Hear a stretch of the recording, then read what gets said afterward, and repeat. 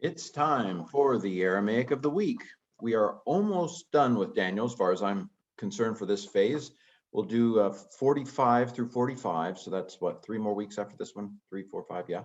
And then we'll move on to some other part of the Old Testament for our Hebrew. But we're going to finish up with these last 4 verses in Daniel 2 as we finish up the dream. So Daniel 2:42 today. Va etz ba'at, and the toes, and toes of, rag layah, and then this is a kathif kare, so it should be a yod apparently, but the Masoretes didn't bother with it, but it means something like partly, and then parzel, and then the word again, kasaf. All right. And now for the translation.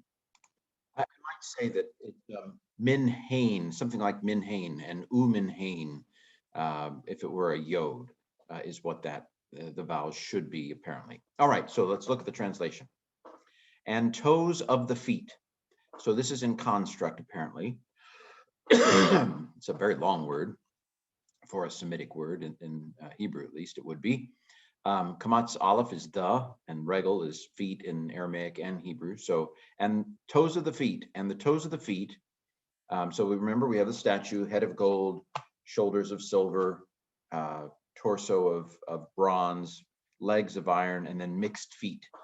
And the toes of the feet, partly parzel, partly iron, uminhain, yeah, I guess that's a vocal schwa under that, uminahain, kasaf, and partly of clay.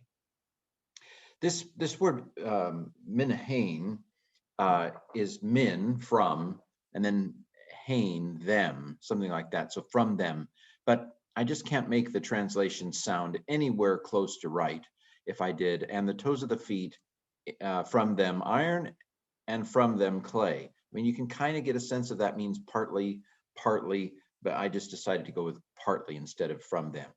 But it is min, from, and hain, heen, I guess, them. All right. Fairly short verse today.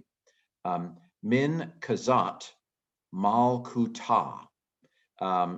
Partly, again, this is another idiom for partly, from them, something like that. Partly the kingdom, so kamatz aleph, the, and malku, or malkut is kingdom, a feminine word. So the toes of the feet, partly iron, partly clay. What that means is that partly the kingdom, malkuta, teheve,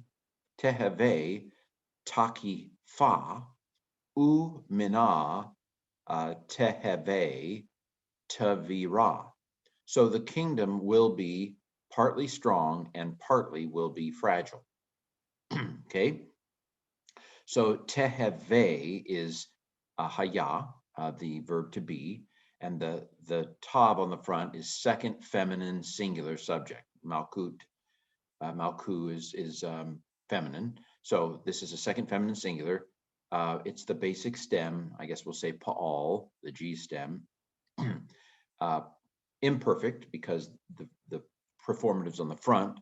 Perfect does the end primarily. Imperfect puts stuff on the front. So it's a pa'al, imperfect, second feminine singular from haya. So partly the kingdom will be takifa, it will be strong. The kamatz hey here and the kamatz hey here, both of these are feminine singular to go with malku. They're matching it. Adjectives have to match the word they go with in number and gender. So these are both feminine singular, and the kamatz hey is where we're getting that. Kingdom will be, and then teheve here again will be, same form, imperfect, pa'al, second feminine singular, and then these two are much the same.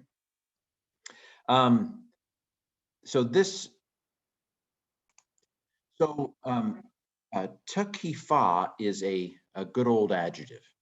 I don't know whether there's a history of another form. I don't know, but So we're just going to take this as a plain old adjective. The kingdom will be partly strong. But tavira is interesting. Well, I don't know whether you think it's interesting, but it is a participle. It is a passive participle. If we were to use generic language, we would say it's a G passive participle, the fundamental form. To be technical, we might say it is a all passive participle. And I realized something that I had not clicked for me before. You remember me saying that this is a kativ kare. It's written one way, kativ, and it's read another way, kare. Kativ is this form here, katir or tavir. That Hurric yod is the sign of the passive participle. So it's like being brittle is what this means. Being broken, breakable, being brittle. Brittle's a fine translation. I almost put brittle here. Fragile, or I thought about, anyway, never mind. That's not important. I put fragile. So this is a all passive participle. And that Hurric yod is a key to that. And again, why is it feminine? Because it goes with kingdom. So we've gotten to the toes. The toes are partly iron and partly clay, which means that the kingdom is partly strong and partly weak. Again, I think most scholars would align this with the two different Greek kingdoms in the early 1st century BC.